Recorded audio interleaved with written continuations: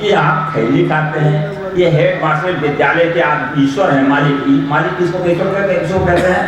जैसे कहा मंडलेश्वर, राजेश्वर, मंडल जो ईश्वर, एक समूह का जो हेड होता है उसको कहते हैं मंडलेश्वर। राजेश्वर जो राज्य का हेड होता है, घर का जो ईश्वर घर का मालिक होता है, पत्नी का ईश्वर उसका पति होता है, पुत्र का ईश्वर उसका पिता होता है, यानी मालिक है। तो आप मालिक विद्यालय के, और ये आप जो खैनी खाते हो तो बच्चों पर क्या प्रभाव पड़ेगा? इसमें जहर होता है। विटामिन विज्ञान के शोधकर्ता डॉक्टर W.J. मैकहार्थ ने बताया 1 किलो तंबाकू का विष अगर वैज्ञानिक ढंग से निकाल लिया जाए तो 900 चूहे, 1200 खरगोश, 30 आदमी आसानी से मारे जा सकते हैं। ये गंदी अशुद्ध भी होती है। उधर उत्तर प्रदेश में जो है विश्व बाजार, वहां पर एक लड़का रो रहा था। महात्मा ने पूछा कि तुम क्यों रोते हो? कहा पिताजी ने मारा। कहा क्यों? कहा पेशाब अलग कर दिए थे।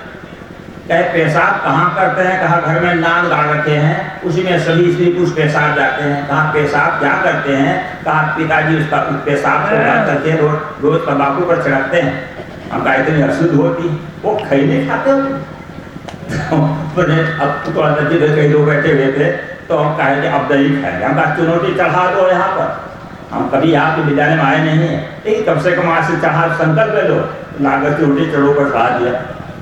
अब ऐसे भी लोग हैं और कहते हैं हम कई दर्शन के जानकार हैं। ये मनुष्य का अहंकार कितना होता है, सत्य को समझ नहीं पाते। तो मैंने थोड़ा सा चर्चा करना चाहा कि कुछ चर्चा करें सरस्वती क्या है।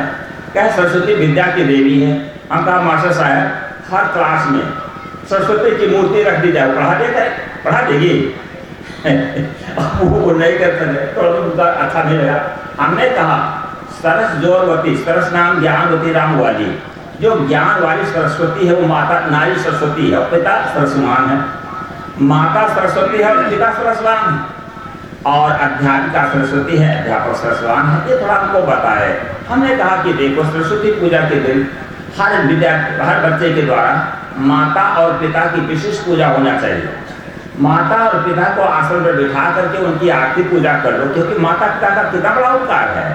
ये सरस्वती पूजा हुई, सरस्वती की पूजा हुई। और अब मास्टर जो है पढ़ाता है, कितना श्रम करता है विद्यार्थी के साथ, और मास्टर जो है कि पूजा नहीं कर पाता है, उसको फूल माला नहीं चढ़ा पाता। खेत किसी का जोतरा लगान किसी को पटा रहे, कोई न्याय है? हम लोग यही काम करते हैं। जिस अध्यापक ने मेहनत किया, पढ़ाया विद्यार्थियों को, और अध्यापकों ने पढ़ाया, उस अध्यापक की पूजा नहीं हो पाती। कैसी पूजा है आपकी जरा बताइए तो। माता पिता क्या कितना बड़ा उपकार है। आदमी कृतज्ञ हो गया है, कृतज्ञ नहीं बन पा रहा है। माता और पिता के शरीर की दृष्टि से बहुत बड़ा उपकार होता है। भौतिक ज्ञान की दृष्टि से ये अध्यापक और अध्यापक का उपकार होता है। अध्यात्म ज्ञान की दृष्टि से ये संत गुरुजनों का उपकार कितना बड़ा है। अब उनकी पूजा न कर पाओ, जड़ की पूजा करे तो दिमाग का लकवा है कि नहीं, दिमाग का स्क्रू ढीला कि ढीला। आज इस सत्संग का उद्देश्य ही होता है कि मनुष्य के दिमाग का स्क्रू ठीक हो जाए, आदमी समझ जाए कसमें देवा कौन से देवता हैं। मातृ देव भव, पितृ देव भव, आचार्य देव भव, अतिथि देव भव, ये कहा गया है। माता देवी है, पिता देवता है, आचार्य देवता। ये नारियां क्या करती है? देवी देवता की पूजा करती, पीपल का, बड़ का, तुलसी महारानी की पूजा करेगी, लेकिन सास ससुर से झगड़ा करती। आपका व्यवहार बनेगा क्या? अरे भैया ईश्वर को घर में उतारो, और स्वर्ग आप कहीं आकाश पाताल में कल्पना करते, वहां स्वर्ग नहीं मिलेगा। नारी जो है सास ससुर में झगड़ा होता है, सास को दो झगड़ा होता है, पति पत्नी झगड़ा होता है, बाप बेटा झगड़ा होता है, और हम देवी देवता की पूजा करते हैं। क्या आपका क्या व्यवहार बना? आप क्या समझे ज्ञान हुआ आपको? ये ज्ञान आपका नहीं होगा। आपका व्यवहारिक ज्ञान है तो परमार्थिक ज्ञान कहां से होगा? तो व्यवहार का ज्ञान हो कि माता देवी, पिता देवता, नारी के लिए पति देवता है, और पुरुष के लिए भाई नारी भगवती है, देवी। तो ये देवी देवता अगर भावना बन जाए, भाव आपका ऐसा बन जाए, तो झगड़ा क्यों होगा? आप कोई घर में फोटो लगा रखे होंगे या मूर्ति रखे होंगे, उनसे कभी झगड़ा करते हो क्या? उनको श्रद्धा से पूजा करते हो, उनसे झगड़ा नहीं करते हो। लेकिन जिनके द्वारा, जिस पति के द्वारा नारी के हाथ में चूड़ी है, मस्तक में सिंदूर है, और उसका जो व्यवहार सुरक्षित है, उस पति की पूजा नहीं कर सकती, और पीपल के बर की पूजा करती है। कहा बर पूजे पति से रूठी फिरे, भौरी घूमे सूत लपेटे, अपने पति का देखे चले। अपने पति का भूखन माने और देवी देवता के लिए पूरी करें, यही पूजा तुम्हारी है क्या? देखो पति ईश्वर। एक ब्राह्मण साधु, एक साधु बैठे थे जंगल में तपस्या कर रहे थे। भाई कुछ एकांतिक साधना किया, कुछ शक्ति उनके आ गई, तो एक बकुली ऊपर से टट्टी कर दिया था। साधु जैसे देखा क्रोध से, जैसे बकुली भस्म होकर के गिर गई। साधु को तो बड़ा अहंकार हो गया कि हमारे में इतनी बड़ी शक्ति आ गई कि देखो बकुली भस्म हो गई हमारे देखने मात्र से। बस अहंकार पूरा चल घूमने के लिए निकल पड़ा। एक घर में पहुंचता है और कहा भिक्षाम दे। तो घर की जो पत्नी थी वो निकली, कहा बाबा जी बैठो अभी भिक्षा में दूंगी। तब तक उसका पति आ गया, कहीं जल्दी जाना था उसको, तो उसका विदा करना था स्वागत खिला करके। उसमें उसको समय लग गया और साधु बैठा रहा। वो मन ही मन कहता साधु ये कैसी स्त्री है, हम इसको यहाँ बिठा दिया और इतना टाइम लगा दिया।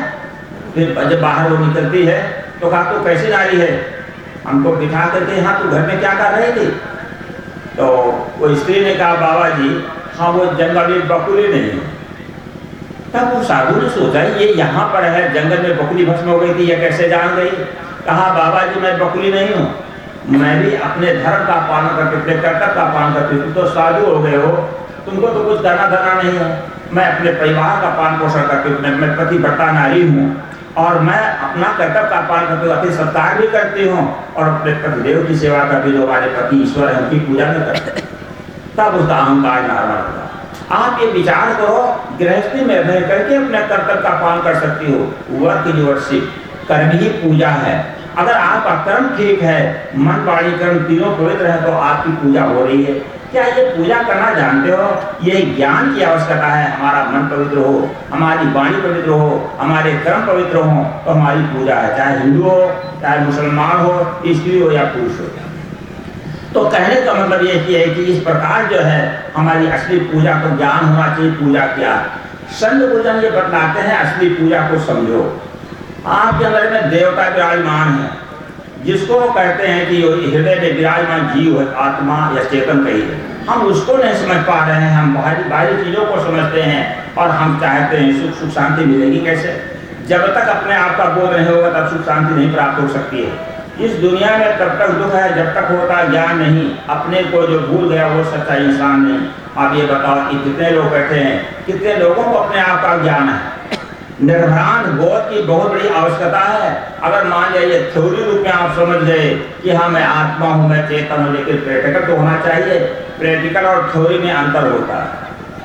थ्योरी जैसे केवल कहा जाता है और सुना जाता है, ये थ्योरी हो गई। प्रैक्टिकल जो जीवन में उतारा जाता है। एक लड़की थी, वो पढ़ी लिखी थी, होम साइंस में अच्छे नंबर प्राप्त किया।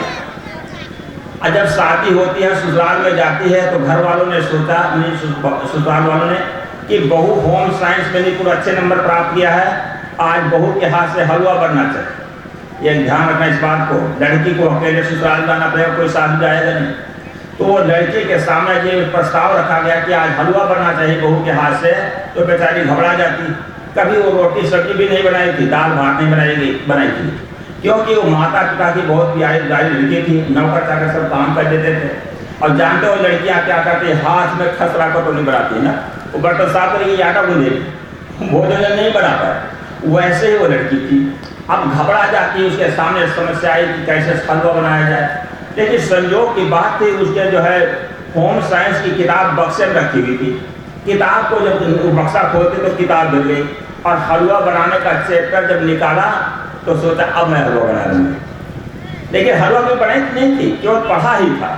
तो क्या किया, कढ़ाई में घी डाल देती है और रवा डाल के सेकने लग जाती है। संयोग से हवा से पन्ना पलट गया, कढ़ी बनाने का चैप्टर सामने आ गया। अब क्या क्या पड़ता है कढ़ी में? हल्दी डाल देना चाहिए, उसमें जीरे का बघार लगा देना चाहिए, धनिया काट के डाल देना चाहिए, छौंक देना चाहिए, क्या क्या जो पड़ता है कढ़ी में, दही वगैरह डाल दिया। जब जलपान तैयार हो जाता है, लोगों के सामने वो जलपान गया, ये हलवा की कढ़ी है। बड़ी हंसी हुई थी, वो हंसी का पात्र बन गई। कहा है नैहरवा में रही कुछ गुड़वा न सिगड़ी तो ससुर में कहानी कोहरिया हो। जब नैहर में रहकर गुड़ नहीं सीखा तो ससुराल कोर कहलाए कि नहीं? इसे लड़कियों को जरा ट्रेन करके भेजो, क्योंकि उसको दूसरे घर जाना है, उसको कर्तव्य निष्ठा की शिक्षा दो। एक सज्जन कहीं पूना में गए लड़की देखने के लिए, और बड़े बहुत संपन्न थे, वो लड़की वाला बहुत संपन्न था, लड़की भी पढ़ी लिखी थी, देखने में साफ सुथरा भी थी। तो प्लेन से कहीं से गए थे पूना में, 10 आदमी गए थे लड़की देखने के लिए। वहाँ पर हुआ क्या, नौका चाकर को बुला करके और उससे भोजन बनवाया गया और काफ़ी स्वागत सत्कार किया, और उसमें जो है भोजन परसने के लिए आया तो नौकर से भोजन पर परस के सबको खिलाया, बहुत खर्चा किया। तो जो लड़के देखने के लिए गए थे वहाँ बातचीत हुई, देखभाल करके चले आए। उनके मित्र ने पूछा कि कोई बातचीत नहीं, क्या कहा कि सब से देखा जाएगा, टाल मटोल कर दिया। मित्र ने पूछा क्यों नहीं बात की है, कहा देखिए हम धन से शादी नहीं करना चाहते, धन उससे हमारे पास भी कमी नहीं है, लड़की का विचार क्या है, लड़की का व्यवहार कैसा है, उसका आचरण कैसा है। नौकर चाकर सबको शादी नहीं करना, लड़की भोजन बना करके खिलाएगी सास ससुर को और पति पोषक को। तो जब लड़की के अंदर में ये संस्कार नहीं है तो हम ऐसी लड़की को लेकर क्या करेंगे।